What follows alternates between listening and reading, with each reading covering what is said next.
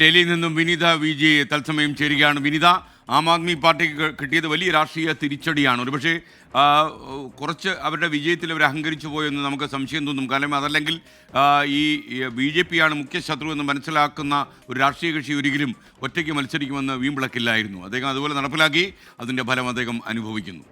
പറയൂ Vineetha, good morning. Very good morning എസ്കെൻ സൂചിപ്പിച്ചതുപോലെ തന്നെ ചില ആരോപണങ്ങളാണ് ഇന്നലെയൊക്കെ അണ്ണാ ഹസാരെ അടക്കമുള്ളവർ മുന്നോട്ട് വെച്ചിട്ടുണ്ടായിരുന്നത്. കാരണം എന്ത് പറഞ്ഞുകൊണ്ടാണ് ഡൽഹിയുടെ ജനഹൃദയങ്ങളിലേക്ക് എത്തിയത്, പിന്നീട് അതിനൊക്കെ തന്നെ വിപരീതമായി പ്രവർത്തിക്കുകയും ആ ജനഹിതത്തിന് മുൻനിർത്തി നോക്കുമ്പോൾ പിന്തള്ളപ്പെടുകയും ചെയ്യുന്ന ഒരു സാഹചര്യം ഉണ്ടായി. അരവിന്ദ് കെജ്രിവാളിനെ സംബന്ധിച്ചിടത്തോളം ഇന്നലെ കടുത്ത പരാജയത്തിന്റെയും ഒപ്പം തന്നെ നിരാശയുടെയും ഒക്കെ ഒരു ശനിയാഴ്ചയായിരുന്നു എന്ന് കൂടി നമുക്ക് പറയേണ്ടി വരും. ഇനി ആം ആദ്മി പാർട്ടിയുടെ ഭാവി എന്തെന്നുള്ളൊരു ചോദ്യത്തിൽ അത് ഉറപ്പായും നമുക്ക് പറയാം പരീക്ഷണങ്ങളുടെ ഒരു കാലഘട്ടം തന്നെയായിരിക്കും ഇനി ആം ആദ്മി പാർട്ടിയെ സംബന്ധിച്ചിടത്തോളം എന്ന് പറയാം. കാരണം ഈ അഴിമതി വിരുദ്ധ പ്രവർത്തനങ്ങൾക്കെതിരെ, ഈ അഴിമതിക്കെതിരെ ഏറ്റവും സാധാരണക്കാരനായ ഒരു ജനങ്ങൾക്കുണ്ടാകുന്ന വികാരങ്ങളൊക്കെ ഉയർത്തിപ്പിടിച്ചുകൊണ്ട് ഡൽഹിയിൽ ചൂലുമായി എത്തിയ പാർട്ടിയാണ്. ഇന്നലെ പ്രമുഖ നേതാക്കളാണ്, അരവിന്ദ് കെജ്രിവാൾ അടക്കമുള്ള പ്രമുഖ നേതാക്കളെല്ലാം ആ തെരഞ്ഞെടുപ്പിൽ തോറ്റിരിക്കുന്നു. അതിൽ ഏറ്റവും ഒരു ആശ്വാസം എന്ന നിലയിൽ പറയാൻ കഴിയുന്നത് അതിഷിയുടെ പേര് മാത്രമാണ്. മനീഷ് സിസോദിയൊക്കെ മണ്ഡലം മാറി ഒന്ന് മത്സരിക്കാൻ ശ്രമിച്ചിരുന്നു. പക്ഷേ എങ്കിൽ പോലും അവിടെയും ഒരു നേരിയ ആശ്വാസം പോലും ഉണ്ടാകാത്ത സാഹചര്യമുണ്ട്.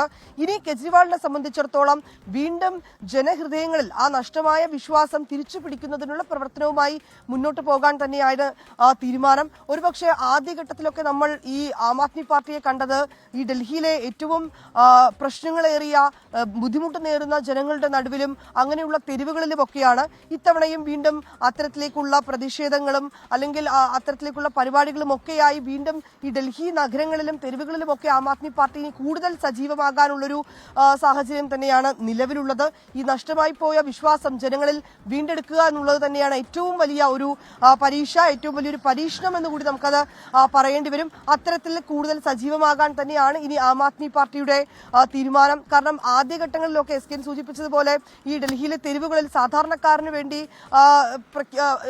സംസാരിക്കുകയും സാധാരണക്കാരുടെ പ്രശ്നങ്ങൾ ചൂണ്ടിക്കാണിച്ചിരിക്കുകയും ചെയ്തൊരു പാർട്ടി പിന്നീട് ഈ അധികാരത്തിന്റെ അമരത്തിലേക്ക് എത്തിയപ്പോൾ ആ പാർട്ടിയെ അങ്ങനെ എവിടെയും കാണാൻ കഴിയാത്തൊരു സാഹചര്യം ഉണ്ടായി.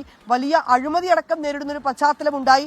ഇനി അതൊക്കെ ഈ നഷ്ടമായ ആ പ്രതാപം അല്ലെങ്കിൽ ആ നഷ്ടമായ ആ വിശ്വാസം ജനങ്ങൾക്കിടയിൽ ഇനി വീണ്ടെടുക്കുക എന്നുള്ളത് തന്നെയാണ് ആം ആദ്മി പാർട്ടിയെ സംബന്ധിച്ചിടത്തോളം ഏറ്റവും വലിയ പ്രധാനം. എസ്കെ വിനീത, ജയരാജ് ചോദിക്കുന്നു, ഇന്നലെ ഈ ആം ആദ്മി പാർട്ടി കിട്ടിയ സ്റ്റേജ് എന്തായി? അത് വേദി അവിടെ തന്നെ ഉണ്ടോ, പൊളിച്ചോ? എസ്കെൻ ഏതാണ്ട് രാവിലെ വലിയ ആത്മവിശ്വാസമായിരുന്നു അവർക്കുണ്ടായിരുന്നത്. ഈ അരവിന്ദ് കെജ്രിവാളിനെ സംസാരിക്കുന്നതിനടക്കമുള്ള വേദി അവിടെ ഒരുക്കിയിട്ടുണ്ടായിരുന്നു. ഒപ്പം തന്നെ അവർ വിജയിക്കുമെന്നാണ് അവർ പ്രതീക്ഷിച്ചിട്ടുണ്ടായിരുന്നത്. വലിയ തിരക്ക് അവിടെ ഉണ്ടാകും, ആളുകളെത്തും, അവർക്ക് നൽകുന്നതിനുള്ള ഭക്ഷണത്തിലേക്കുള്ള അടുക്കം സാധനങ്ങളൊക്കെ അവിടെ എത്തിച്ചിട്ടുണ്ടായിരുന്നു. പക്ഷേ ഏതാണ്ട് ഉച്ചയോടുകൂടി അതൊക്കെ തന്നെ പൊളിച്ചു മാറ്റി നിരാശയോടെ മടങ്ങേണ്ട ഒരു സാഹചര്യമാണ് പാർട്ടിക്ക് ഇന്നലെ ഉണ്ടായത്. S K okay, thank you.